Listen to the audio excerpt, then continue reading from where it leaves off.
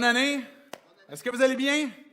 Hey, bonne année 2017, c'est notre premier dimanche de retour des vacances. Je vous souhaite la bienvenue. Je m'appelle David Chouinard, je suis le pasteur de l'Église. Je vous souhaite que cette année soit une année remplie je vais dire, les formules traditionnelles, mais je les crois réellement que vous puissiez avoir une année remplie de santé sur tous ces aspects, mais de bonté aussi, de la grâce de la part de Jésus, de notre Seigneur, que vous puissiez aussi avoir une année où vous allez découvrir encore plus qui est Dieu, découvrir encore plus ce qu'il peut faire dans vos vies, ce qu'il veut faire aussi dans vos vies, que ce soit vraiment une année de grâce pour vous. C'est ce que je déclare, c'est ce que je donne comme bénédiction ce matin, que Dieu nous accorde justement sa faveur. Bon, vous avez vu, on commence une nouvelle série, Clin d'œil du ciel.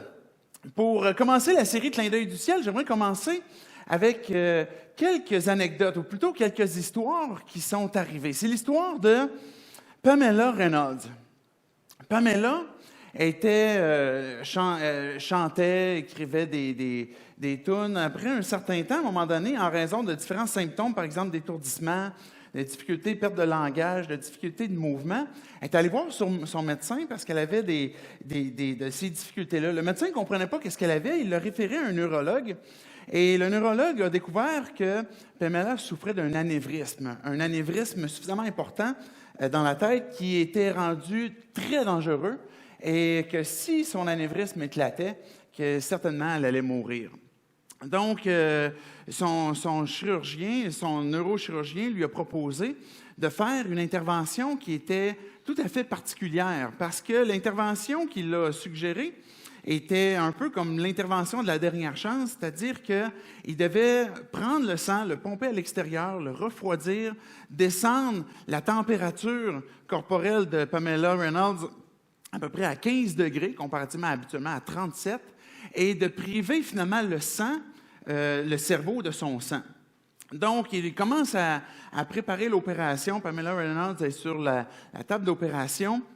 Le sang est irrigué à l'extérieur et puis à ce moment-là, dans le processus, ils doivent arrêter le cœur et l'électroencéphalogramme, ce qui détermine les ondes cérébrales, devient complètement plat. Donc, techniquement, Pamela Reynolds, à ce moment-là, est cliniquement morte.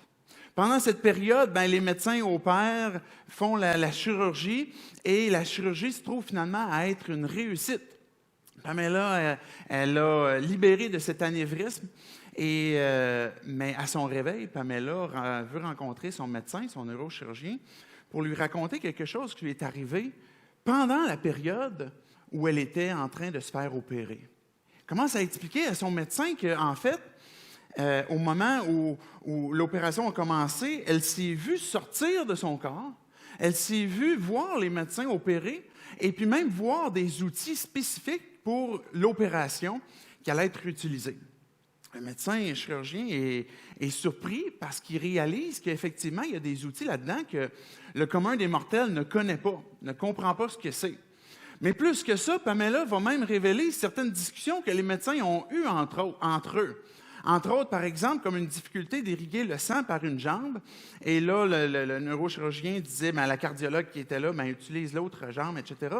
Et Pamela ramène ces discussions-là. Et ce qui est particulier dans cette histoire, c'est que l'opération était tellement sérieuse, était tellement importante que chacun des éléments, chacune des minutes ont été notées pour voir son état de santé. Et les discussions qui ont eu lieu ont effectivement été notées. Et puis, le chirurgien en question, j'ai apporté sa photo, je vais essayer de retrouver son nom. Je ne le retrouverai pas, peut-être pas rapidement, malheureusement. Mais son neurochirurgien a trouvé l'histoire de Pamela suffisamment intéressante et curieuse qu'il a commencé à pousser des recherches sur qu'est-ce que c'est de cette expérience de mort imminente. Cette expérience que Pamela dit avoir vécue, qui finalement est sortie de son corps, a révélé des choses qu'elle a entendues, qu'elle a vues, et a poussé certaines démarches pour comprendre un peu plus loin qu'est-ce qui s'était passé. Je pourrais vous en parler plus longuement, mais je veux vous parler aussi d'une deuxième histoire, qui est celui de Eben Alexander. Eben Alexander est un homme qui a été adopté par une famille bien entière, une famille de savants, des juristes, des médecins. Et puis Ben Alexander a grandi dans ce contexte-là. Plus tard, il est devenu médecin et a pratiqué la médecine. Et en poursuivant quand même ses études, il est lui-même devenu neurochirurgien. Et pendant plusieurs années, il a pratiqué des chirurgies au cerveau. Il était un spécialiste, une sommité dans son domaine, à un point tel qu'il était lui-même professeur aussi à l'université qui avait reçu l'enseignement à Duke University, mais aussi à Harvard. Et puis, qui a été professeur à cette place-là en tant que professeur, mais neurochirurgien aussi. Et à un moment donné, Ben Alexander est chez lui, puis il commence à avoir mal à la tête, mal dans le dos. Il commence à perdre les fonctions de son corps, se rend à l'hôpital et finalement, il y a un diagnostic d'une méningite bactérienne sévère. Et à un point tel que les heures vont tellement vite que rapidement, il tombe dans le coma. Et à ce moment-là, il est tombé dans le coma pendant à peu près une semaine, pendant 6 ou 7 jours justement. Et Ben Alexander raconte, une fois revenu de son coma, parce qu'aujourd'hui, il est vivant encore, il raconte son histoire, il raconte qu'il est surpris de ce que lui-même croyait avant versus ce qu'il a vécu pendant cette période-là. Il va raconter qu'il s'est vu lui aussi sortir de son corps, mais non seulement ça, il a visité certains endroits qu'il dit qu'il était impossible pour son cerveau de créer, puisque son cerveau était dans un état de maladie, que c'était impossible pour lui de créer ces images qu'il voyait, lui-même étant confus, prend le temps d'écrire tout ce qu'il a vu, ce qu'il a vécu, mettre par écrit son expérience et finalement expliquer au monde ce qu'il a vécu. Et pour lui, cette vision ou cette expérience, on va le dire comme ça, est suffisamment importante que sa vie a été transformée. On peut voir la dernière image de Ben Alexander où il a écrit son livre qu'il a intitulé « Preuve du paradis » et qu'il a présenté. Et pour lui, il se présentait justement comme un athée, comme une personne qui ne croit pas, et ce qu'il a vu était suffisamment explicite pour que ça lui donne l'impression d'avoir vu le paradis.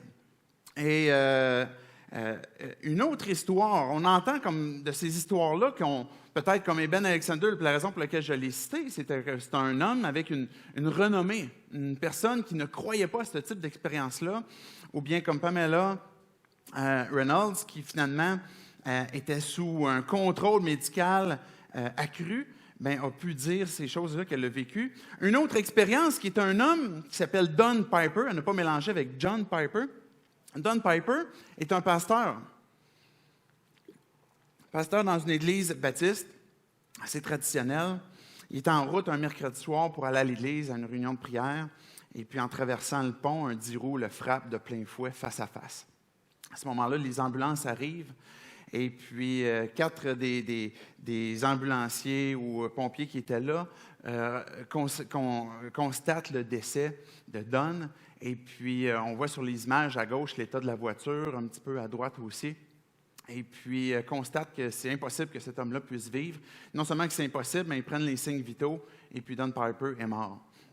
Il l'emmène à l'hôpital, finalement revient à la vie, et puis Don explique que pendant cette période-là, il a vécu quelque chose de particulier, qui n'est pas commun, qui n'est pas quelque chose qu'il lui-même pensait pouvoir arriver.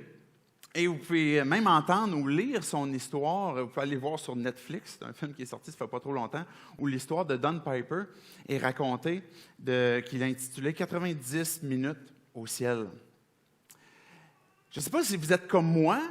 Quand moi j'entendais ces histoires-là, la première chose qui me venait à l'esprit, c'est « Ah, come on! » Il me semble que c'est un peu weird, c'est un peu bizarre ces affaires-là, c'est un peu étrange. Il me semble que j'avais de la difficulté à croire ces choses-là. En même temps, les éléments qui nous sont donnés à travers certaines preuves de choses qu'ils ont entendues ou de transformation de vie, on n'a pas le choix de faire autrement que peut-être se poser la question. Peut-être que vous entendez ces histoires-là, puis pour vous, vous dites, mais oui, c'est évident. Il y a des gens qui ont vu, qui ont expérimenté que le cerveau n'est pas juste un organe, puis que quand le cerveau meurt, que là, la conscience est morte en même temps que le cerveau. Peut-être que pour vous, vous dites, mais non, mais c'est évident que même si les fonctions cérébrales ne fonctionnent pas, et même si le cœur ne fonctionne pas, la vie continue parce qu'il y a une vie après la mort. Et puis peut-être que vous croyez ça, que vous soyez de chrétien ou que peut-être même de d'autres formes de spiritualité, peut-être que vous avez cette croyance-là qu'il y a une vie après la mort. Mais ça nous emmène, quand on entend ces histoires-là, à se poser les questions, mais qu'est-ce qui se passe au ciel? C'est quoi le ciel? Est-ce qu'il existe? Vous savez, c'est quoi quand on recherche là, sur c'est quoi les plus grandes questions concernant le ciel? Savez-vous, c'est quoi la plus grande question? Est-ce que les animaux vont au ciel? Est-ce que les animaux vont au ciel? Et puis, j'aurais tendance à penser que les chats, non. Peut-être les chiens, oui. Mais les animaux, je ne sais pas, je n'ai pas la réponse à ça. Mais qu'est-ce qui va arriver? Quand est-ce que je vais mourir? Et au moment que je vais mourir, qu'est-ce qui va se produire? Ce qui est intéressant dans les exemples que j'ai mentionnés, et vous savez que dans la population, la statistique dit que 4 de la population vit des expériences de mort imminente. C'est une expression, l'expérience de mort imminente, qui symbolise justement le fait que la personne était sur le seuil de la mort, elle a été cliniquement morte, elle a vécu quelque chose et puis ensuite elle est revenue. C'est ce qu'on appelle une expérience de mort imminente. 4 de la population disent avoir vécu ça. Maintenant, l'autre question qu'on se pose, évidemment, en tant qu'Église, c'est qu'est-ce que la Bible en dit? Qu'est-ce que Dieu en dit? Qu'est-ce que Dieu en pense? Si le ciel existe, est-ce que l'enfer existe? Il y a une vieille toune qui dit « Tout le monde va aller au ciel, mais personne ne veut mourir ». On est devant un passage obligé. Je dis que 4 de la population peut vivre une expérience de mort imminente, mais la statistique dit quand même que 100 des gens meurent. Donc, ça va nous arriver un jour ou l'autre. Est-ce qu'on va retrouver des proches?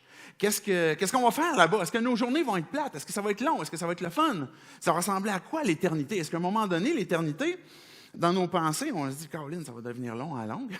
C'est comme tout le temps, tout le temps, puis tout le temps, puis tout le temps. Puis à un moment donné, qu'est-ce qui va se passer? Il va-t-il y avoir comme suffisamment d'activités pour nous animer pendant l'éternité? Et si je savais ce qui se passe après la mort, est-ce que ça va changer ma vie aujourd'hui? Donc, c'est ça qu'on va voir à travers les 6 prochains dimanches, à travers la série Clin d'œil du ciel. Bien, des questions, des réponses à ces questions-là que l'on peut avoir. Vous savez, une des choses qui m'a bouleversé dans mes pensées, dans ce que je considérais comme les expériences de mort imminente, parce que j'étais, comme je vous disais tantôt, j'étais beaucoup plus sceptique accueillant de ces histoires-là, c'est que j'ai découvert qu'il y avait un homme dans la Bible qui a vécu une expérience de mort imminente. Je me dis, bien voyons donc, je n'avais jamais vu ça de ma vie. Je n'avais jamais réalisé ça. Et c'est en étudiant pour cette série-là en cours que j'ai découvert que Paul, l'apôtre Paul, semble avoir vécu une expérience de mort imminente. Juste avant qu'on lise le texte, j'aimerais qu'on puisse prier, tout simplement pour que Dieu vienne nous parler, que Dieu vienne nous révéler des choses que lui connaît, que nous, on ne connaît pas très bien, et qu'on puisse ouvrir nos cœurs à ça. Dieu, on vient devant toi parce qu'on veut ouvrir notre esprit ce matin. On veut ouvrir nos cœurs à entendre qu'est-ce que toi, tu as à nous dire. Dieu, tu entends toutes nos questions. On entend de ces expériences de mort imminente de gens qui semblent avoir vécu une expérience de l'autre côté de la mort. On voit ta Bible, Dieu, qui nous explique qu'il y a une vie après la mort, qu'il y a un paradis, qu'il y a un enfer. Dieu, on a toutes sortes de questions. Et en fait, si tu nous l'as dit dans ta parole, c'est parce que tu veux qu'on en soit instruit. Tu veux qu'on comprenne. Tu veux que ça change nos vies. Viens tout simplement nous parler à chacun d'entre nous.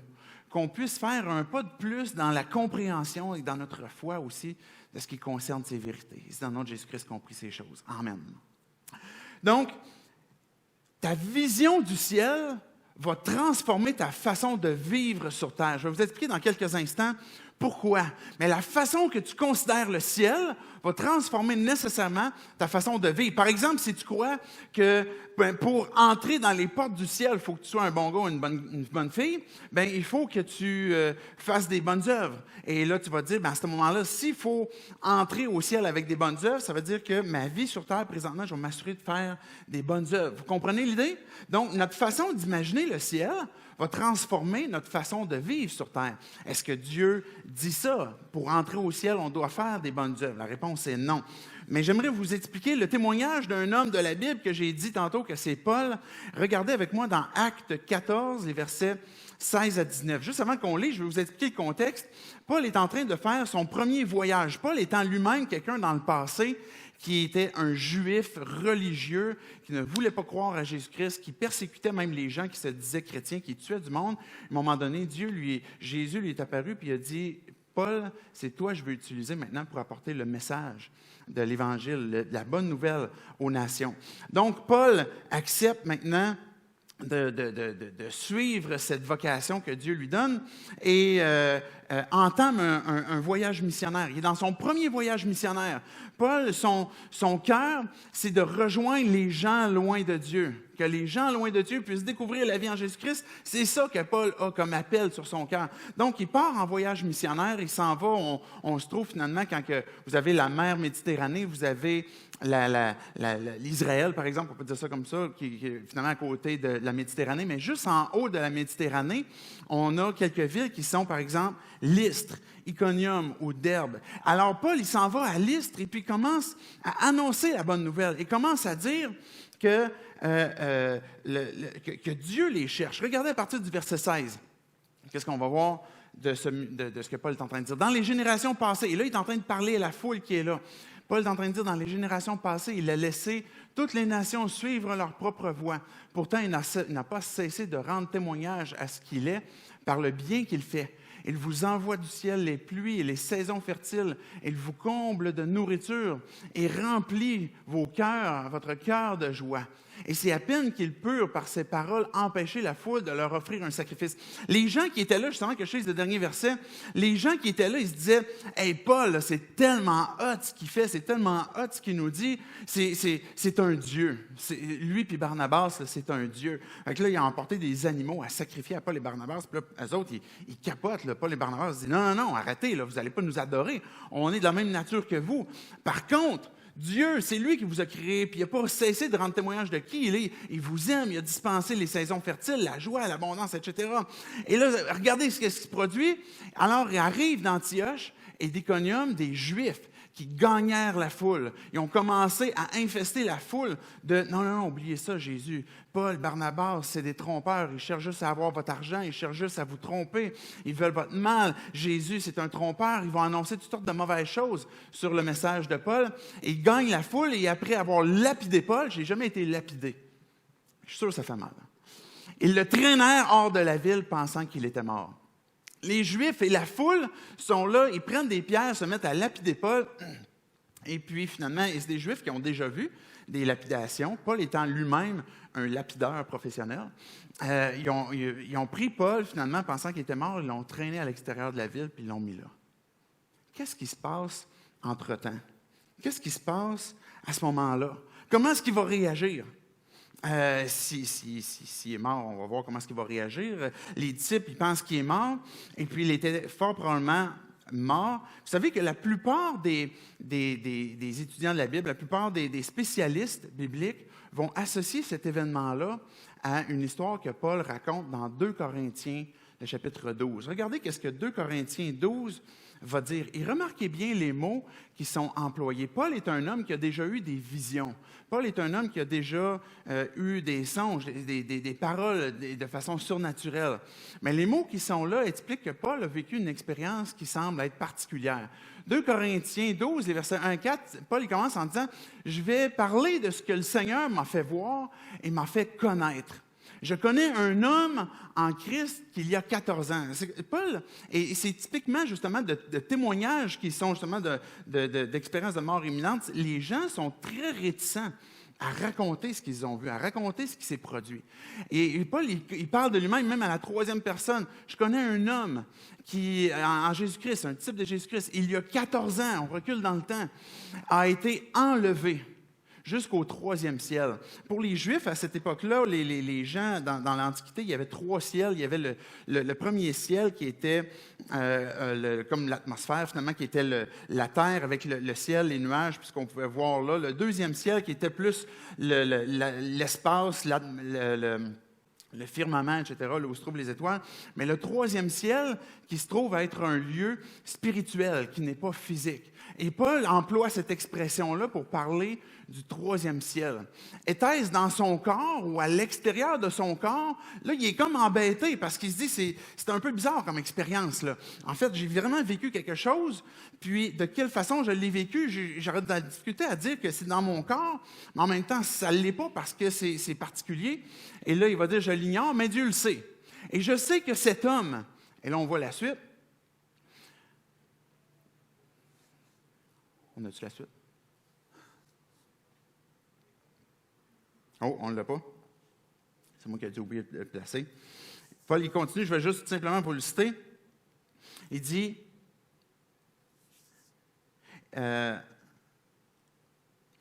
j'ai été élevé, a été enlevé jusqu'au troisième ciel. Était-ce dans son corps ou à l'extérieur de son corps? Je l'ignore, mais Dieu le sait. Et là, il va continuer au verset 3 en disant, « Et je sais que cet homme, était-ce dans son corps ou à l'extérieur de son corps? » Là, il se répète parce qu'il dit, « Je ne sais pas, je l'ignore, mais Dieu le sait. » A été enlevé au paradis et a entendu des paroles inexprimables qu'il n'est pas permis à un homme de redire. Paul est en train de raconter son expérience et on peut se reporter à Lystre. Paul, il vient de se faire lapider et puis on arrive dans 2 Corinthiens 12 où il raconte son expérience, où il dit « J'ai été enlevé. Est-ce que c'était dans mon corps ou pas? Je ne sais pas, Dieu le sait, mais j'ai été enlevé puis j'ai entendu des paroles qui ne sont pas exprimables. J'ai été enlevé au paradis. » Et souvent, on fait des erreurs quand on imagine le paradis. Tantôt, je posais des questions, puis chacun d'entre nous, on a un peu comme une imagination à quoi pourrait ressembler le paradis. Peut-être que Paul avait des choses qu'il imaginait, mais cette expérience-là lui a donné de pouvoir voir, entendre certaines choses qui se sont produites là-bas. Et des fois, les 5 erreurs particulières que l'on fait en ce qui concerne quand on imagine le paradis, c'est de croire que le paradis, c'est une sorte de réel. C'est peut-être quelque chose qui n'est pas aussi réel que ce qu'on voit et ce qu'on vit présentement sur Terre. Des fois, on pourrait imaginer le ciel peut-être un peu comme un rêve. Tu sais, on fait un rêve, puis là, il y a comme des choses, des fois, qui sont un peu fantastiques, c'est un peu 2 dimensions, et puis on fait l'erreur que de penser que c'est une sorte de réel, plutôt que de penser que c'est réellement quelque chose de concret. Et même, je pourrais aller plus loin, parce que la Bible nous dit, à Hébreux 8, 5, qui parlait des prêtres qui offraient des sacrifices. Il disait « Or, ils célèbrent un culte qui n'est que la copie et l'ombre des réalités célestes. » Ce que l'on vit présentement, ce que l'on considère comme réel, se trouve en fait être quelque chose qui est l'ombre des réalités célestes. Donc, ce qu'il y a au paradis, ce qu'il y a de l'autre côté est de loin plus réel et encore plus vrai, pas que ce que l'on vit n'est pas vrai, mais il y a quelque chose de plus, et ce n'est pas une sorte de réel. Une autre erreur que l'on fait, c'est de penser qu'au ciel, c'est ennuyant, parce que je disais tantôt, ça ressemble à quoi le ciel? Et puis à un moment donné, peut-être secrètement, en dedans de nous-mêmes, on se dit, tu sais, le paradis, c'est sûr, c'est le fun, mais à un moment donné, c'est pour combien de temps?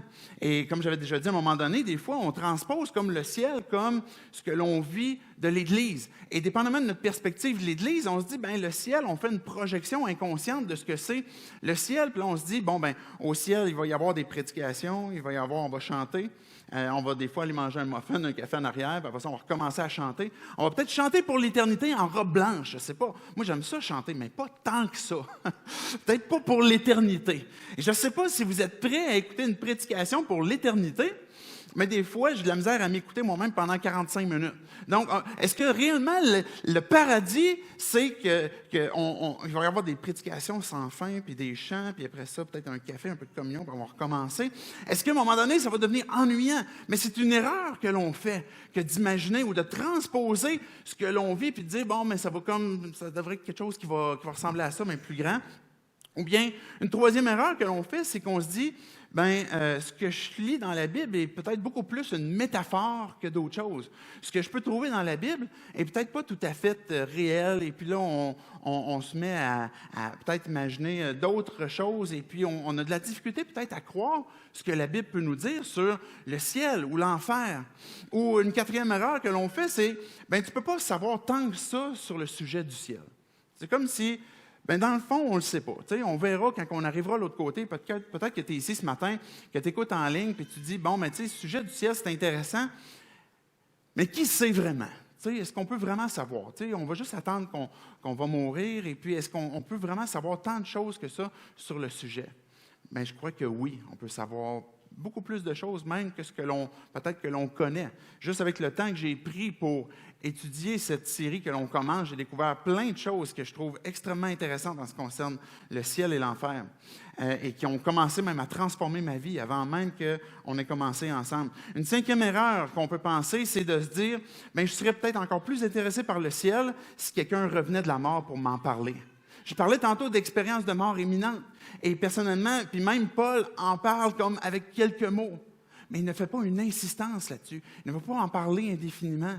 Est-ce que ces expériences-là peuvent se produire aujourd'hui? Personnellement, je pense que oui, ce que je ne croyais pas vu il y a quelques temps. Mais encore là, on ne peut pas donner foi à tout ce qu'on entend. Et ça, je vais revenir sur ça dans quelques dimanches. Mais ça serait une erreur que de penser que, OK, je vais me mettre à croire ça à partir du moment où il y a quelqu'un qui va revenir de la mort et qui va m'en parler. Parce que ce que l'on a présentement est suffisamment clair pour qu'on puisse se faire une tête là-dessus. Maintenant, je veux conclure ce kick-off ce matin en regardant pourquoi ma vision du ciel va transformer ma façon de vivre. Pourquoi est-ce que la façon que je considère le ciel, la façon que je comprends l'éternité va nécessairement transformer ma vie sur terre. Mais j'ai relevé 2 raisons. J'aurais pu en relever plus que 2. Mais la première raison, c'est que ça nous rappelle qui nous sommes.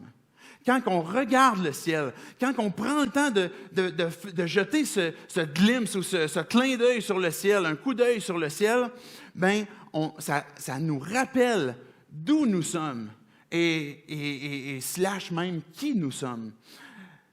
Pourquoi est-ce qu'on accepte certaines choses? Je donne un exemple. Il y a quelques années, je suis allé faire du canot camping. Je ne sais pas si vous avez déjà fait ça, mais c'est très intéressant quand même faire du canot camping. On était parti pendant 5 jours, 5-6 jours. Et puis là, on part en canot, on a des pack-sacs, et puis on part. Et puis la première journée, on rentre dans l'eau. Là. Il y avait une pluie torrentielle. Là. C'était incroyable. Là. Puis nous autres, moi, j'avais le canot qui transportait la bouffe. Fait que notre canot, il y avait à peu près comme 1,5 pouce avant que l'eau finalement monte dans le canot. Et puis on ramait pour essayer de transporter la bouffe. J'avais hâte que les journées passent pour que le canot il perde en poids. Et on se couche la première nuit. Et là, j'ai gelé.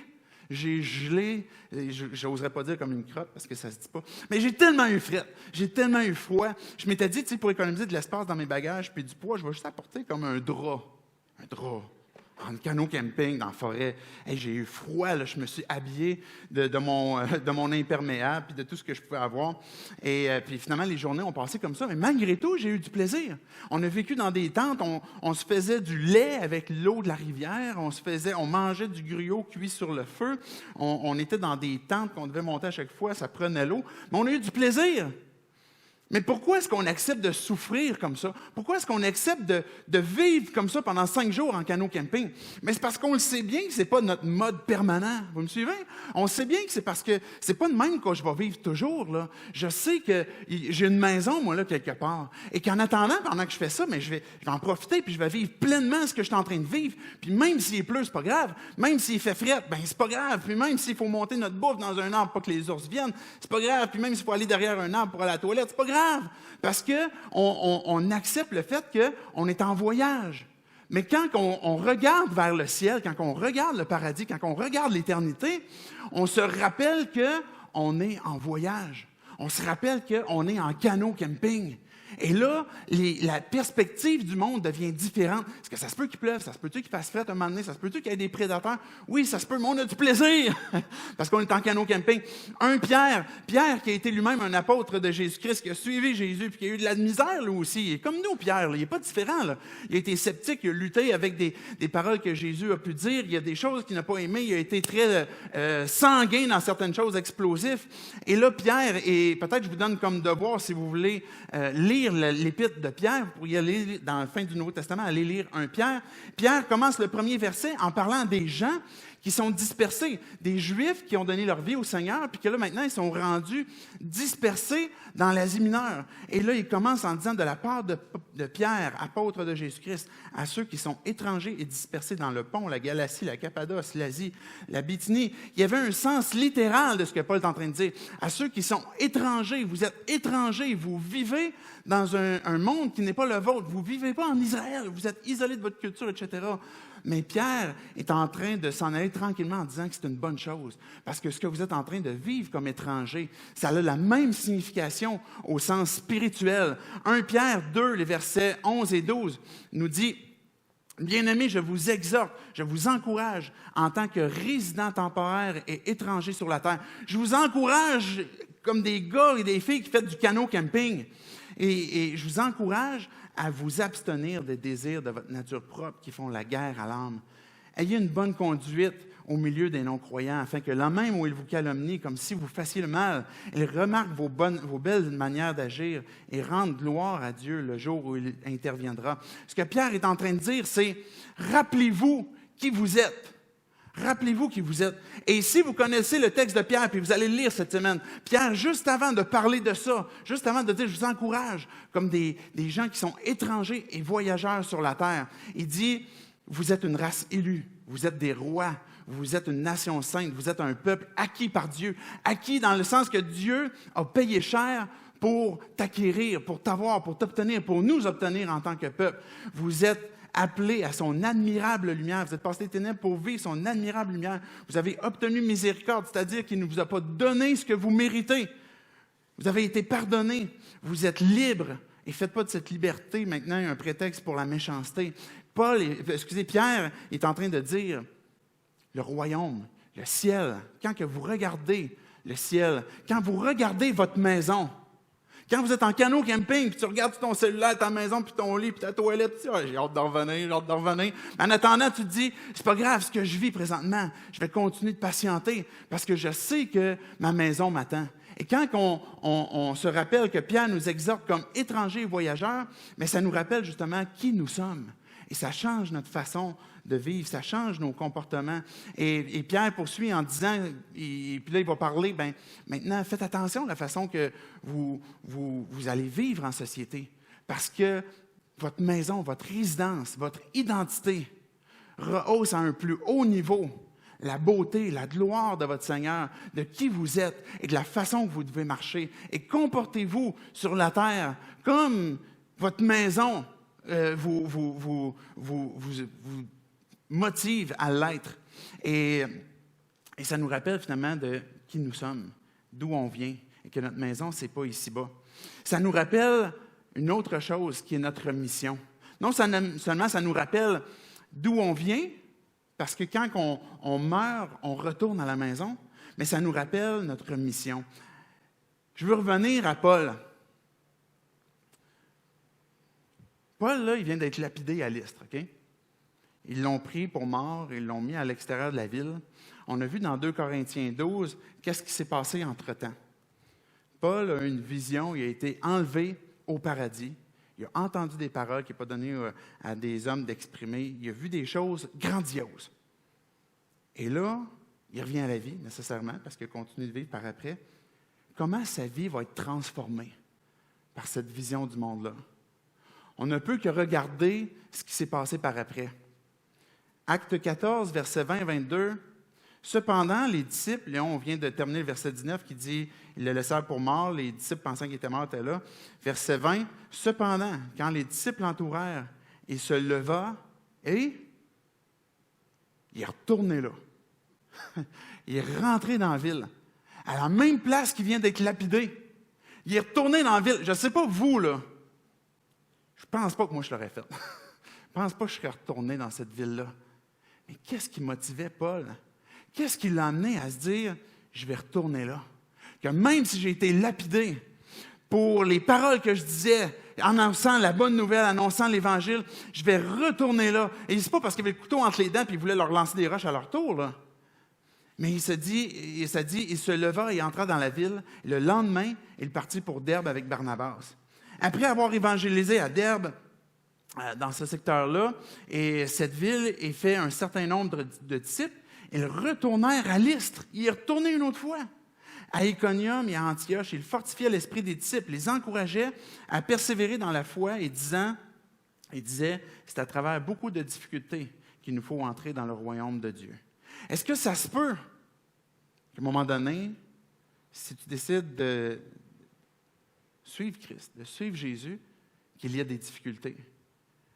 Qu'à un moment donné, il y ait des choses qui soient pénibles, certaines épreuves? La réponse est évidemment oui. Mais qu'est-ce qui va nous aider à passer à travers ça? Qu'est-ce qui va nous aider à se souvenir que si je suis étranger et voyageur sur la terre, mais pourquoi est-ce que je suis ici? Et Paul, s'il est retourné à Lystre, s'il est retourné dans ce secteur-là, c'est parce qu'il vivait cette mission-là que les gens, loin de Dieu, découvrent la vie en Jésus-Christ. Et puis il encourageait les gens, les autres disciples qui venaient juste de donner leur vie au Seigneur, puis il leur disait, c'est par beaucoup de persécutions. Il va y avoir beaucoup de difficultés. Et c'est comme ça qu'il faut pour entrer dans le royaume de Dieu. Il faut être prêt à souffrir ces tribulations-là, ces difficultés-là. Je vais inviter les musiciens à s'avancer.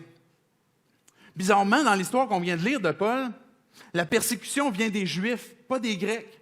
Bizarrement, la persécution souvent vient plus de l'intérieur que de l'extérieur. Vient plus des gens religieux que des gens qui ne le sont pas. Dans le cas de Paul, c'est ce qui est arrivé. Et comme je disais, la mission que Paul avait, c'était que les gens puissent découvrir la vie en Jésus-Christ. C'est l'objectif que l'on a aussi en tant qu'Église. C'est notre vision aussi en tant qu'Église. Que les gens loin de Dieu puissent découvrir la vie en Jésus-Christ. Maintenant, je nous pose une question 180. Je vous pose une question pour vous qui écoutez, qui avez donné votre vie à Jésus, qui vivez pour Jésus.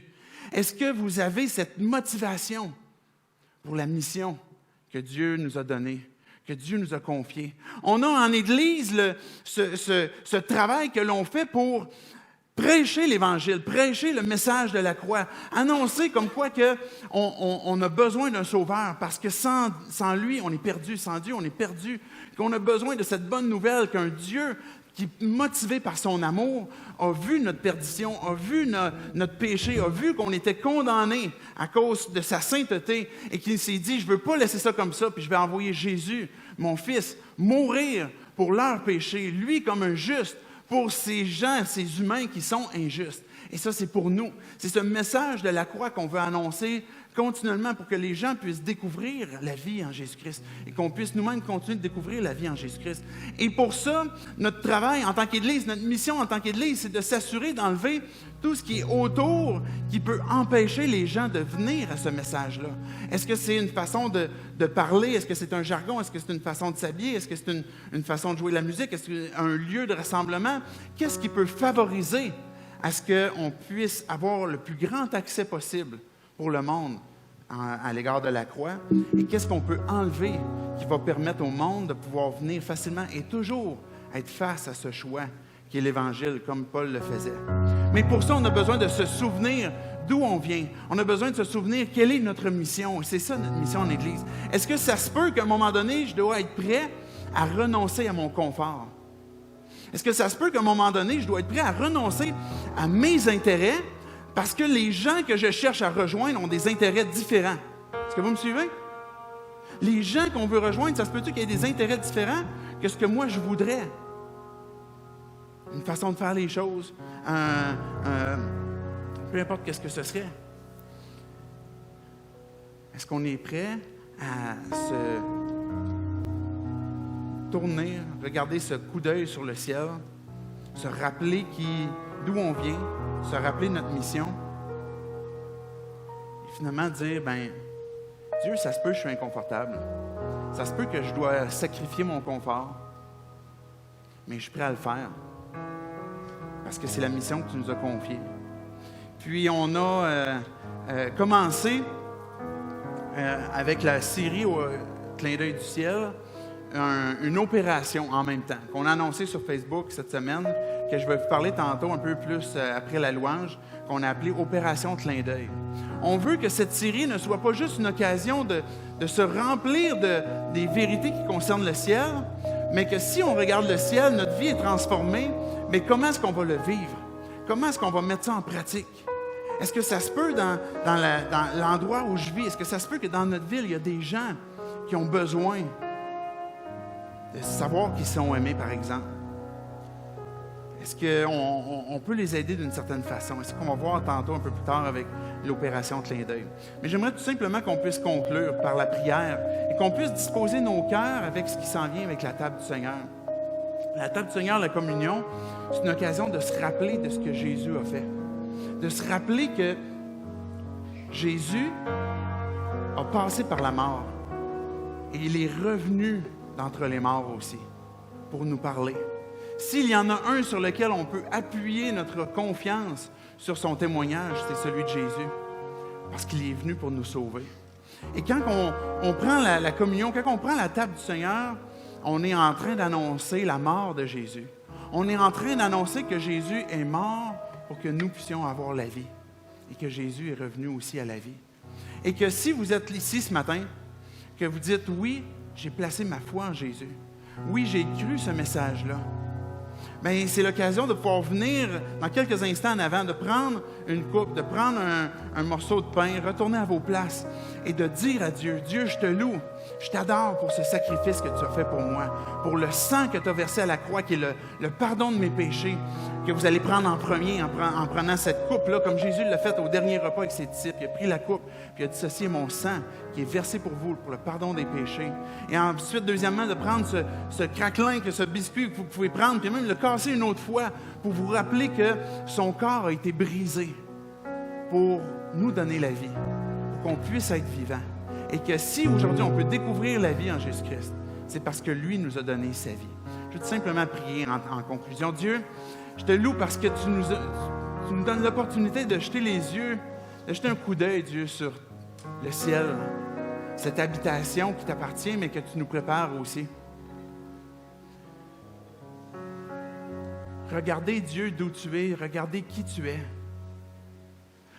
Rappelez, Dieu, l'éternité qui nous est réservée, cette maison qui nous attend. Nous rappelle, Dieu, qu'on est voyageurs ici. Nous rappelle notre mission.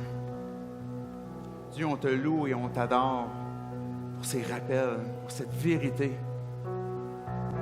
pour cette mission que Jésus, tu nous as confiée.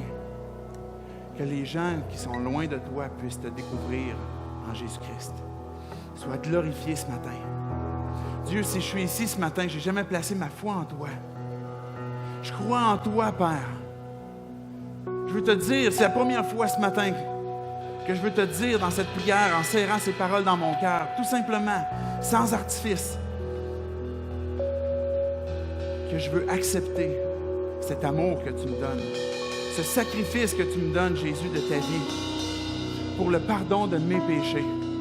Que je veux t'abandonner, Dieu, que je veux faire ce 180 pour me tourner vers toi, pour découvrir la vie en toi, Jésus-Christ. Prends cette vie, je t'abandonne ma vie que je veux contrôler, que je réalise qu'il y a plein de choses que je n'ai pas le dessus, que je n'ai pas le contrôle. Et Dieu, viens me sauver, viens me donner ce pardon. Je veux te suivre, Seigneur Jésus. Même si ça implique des tribulations, même si ça implique des difficultés, je veux garder les yeux vers toi, fixés sur toi, les deux mains accrochées à toi. Jésus, pour nous tous qui avons placé notre foi déjà en toi, Dieu, on fixe nos yeux sur toi ce matin à nouveau et viens faire grandir cette foi, cette confiance en toi. Se rappelle que notre maison n'est pas ici-bas, qu'on n'est pas à la recherche de notre confort, qu'on n'est pas à la recherche du service de nos intérêts, mais qu'on est plutôt à la recherche du royaume que tu veux faire grandir et dans lequel tu veux nous impliquer. Sois glorifié ce matin. Merci pour ton sacrifice. Merci, Père, d'avoir donné ton Fils. Merci, Jésus, d'avoir donné ta vie. Merci, Esprit Saint, de venir nous régénérer et vivre en nous. C'est dans le nom de Jésus qu'on prie. Amen.